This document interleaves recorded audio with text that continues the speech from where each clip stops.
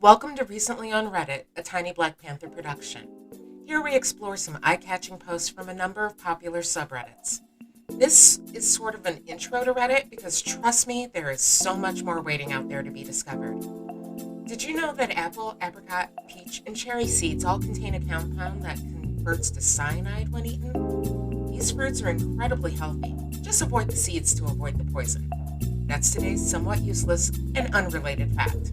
But with that out of the way, let's get started. And from r/IDontWorkHereLady, hosted by Mike Oxenfire. You'll have my job? Okay, this should be interesting. On mobile yada yada. I'm reminded of something that happened to a friend of mine maybe 1 or 2 years ago after reading another post on which a Karen threatened to have someone's job. I'll tell this story as it was told to me, in the first person. So I'm out shopping for a few things: bread, milk, bin bags, etc. I remember that I need some ham, so I go to the cooked meats aisle and look for something tempting. As I'm searching for something nice, I hear a voice behind me saying, "Excuse me," in a not at all polite manner. I look over my shoulder and see the local Karen. I acknowledge her and take 2 steps to the side, but don't turn around. I feel a tap on my shoulder and the same non-too-polite voice saying, "Excuse me, I'm talking to you. Don't ignore me." I turn around and open my mouth to ask what she wants and why she's being rude. But before I can speak, she starts berating me for being a lazy member of staff and ignoring her. I say, "If you think I work here, you're wrong. I don't." And she says, "You're just being fluffing lazy. I'll have your job." "Really?" I say, badly feigning surprise. "You'll have my job?" "Yes, I will," she says, with a strange mixture of superiority and righteous stupidity. "Okay, suit yourself. You can have it." I wave my hands around in some strange shapes and announce, "You are now officially a member of staff." It is said that a picture can speak 1,000 words, but the look on her face at this point just said, "What the fluff?" "But I want you to get these things for me. I want," she starts. "Don't ask me. I'm a customer. You should ask a colleague since you work here. In fact, you can help me with what I need." "What? But I don't work here," she gibbers. "Yes, you do. You said you'd have my job and I gave it to you. Now fluff off and leave me alone." She stomps off, but that wasn't the end of it. Another customer, who's clearly seen the interaction, stopped her halfway up the aisle and said loudly enough for me to hear, "Oh, finally someone who works here. Can you get that heavy thing down off the shelf?" "Oh, fluff off," she exploded and walked, presumably out the shop. Other customer, "You absolute legend." Yeah, it's always funny when you're in a store and things like this happen when other people get you out of the situation or at least point out the stupidity of it. And from r/Malicious Compliance, posted by Assistant Long 7377. Boss wants me to check in at exactly my time. I do it. Mandatory first time posting. So, started a new retail job. Surprisingly, it's not that bad, and both coworkers and bosses alike are great. Shifts are great, and the pay is decent. Except for one single boss. This lady insists that we check in at exactly our hour. Not a minute before, not a minute after. That wouldn't be bad, but the consequences of not doing so are screaming in front of clients, getting jobs that are not yours, and overwork in general, at least for the week you're stuck with her. Cue malicious compliance. The day that we got the biggest load to place, we usually get about 20 pallets every other day. That day we got 40.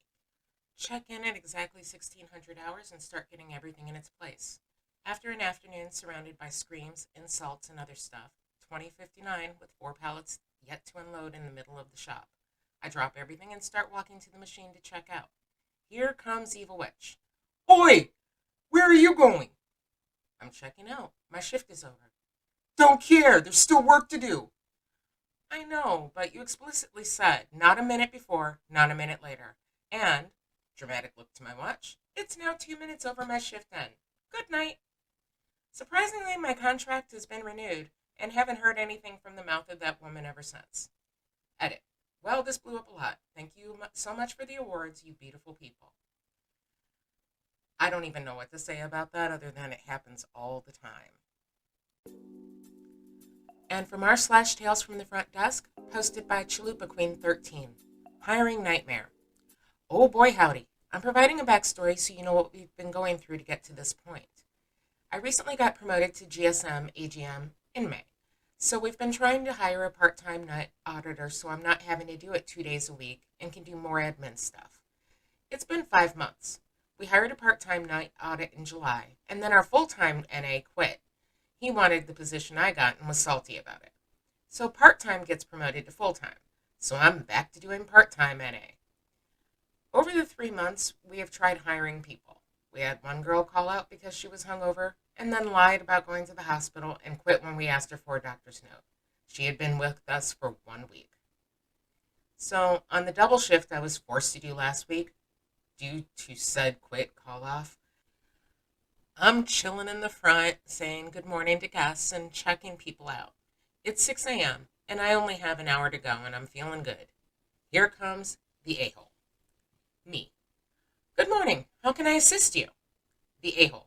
Checking in. Me. Okay, what's the last name? The a-hole. First name Dick. Me. Okay, Mr. A-hole. There is a $50 early check-in fee for check-ins before noon. That's fluffing ridiculous. I've stayed here a lot and I've never had to pay that before. I need to speak to a manager immediately. Me. I am a manager, sir. If you've never had to pay the early check-in fee, I will need the name of who checked you in so I can take disciplinary actions. TA, you're lying. They would never let a stupid bee like you be the manager. You're just on night shift and are too lazy to call your manager. Me. Points to my badge where it says, Manager. Unfortunately, sir, I'm going to have to cancel your reservation. It will be free of charge, but you're no longer welcome at this property. If you don't leave now, I'm sure the police will be more than happy to escort you out. Note, we have regular police checkups, and our nightly officer was due in at any minute for coffee and to chat. I also don't play the screaming abuse at my FD and will immediately cut a B with words. TA, I'm a super special compressed carbon member and you can't talk to me like this. Give me your GM's information. At this moment, our officer walks in, sees TA screaming at me, and breakfast staff standing there appalled watching him.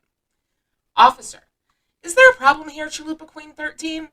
The a-hole hears the officer, turns around, and promptly leaves. Me, not anymore, officer. I looked up who checked in the a-hole later. It was the salty XNA. He was known for doing things like this and taking some kickbacks for giving discounts to walk-ins. Well, that's one of those cases where it's a good thing that that guy's no longer there because he's just going to cause more problems down the road.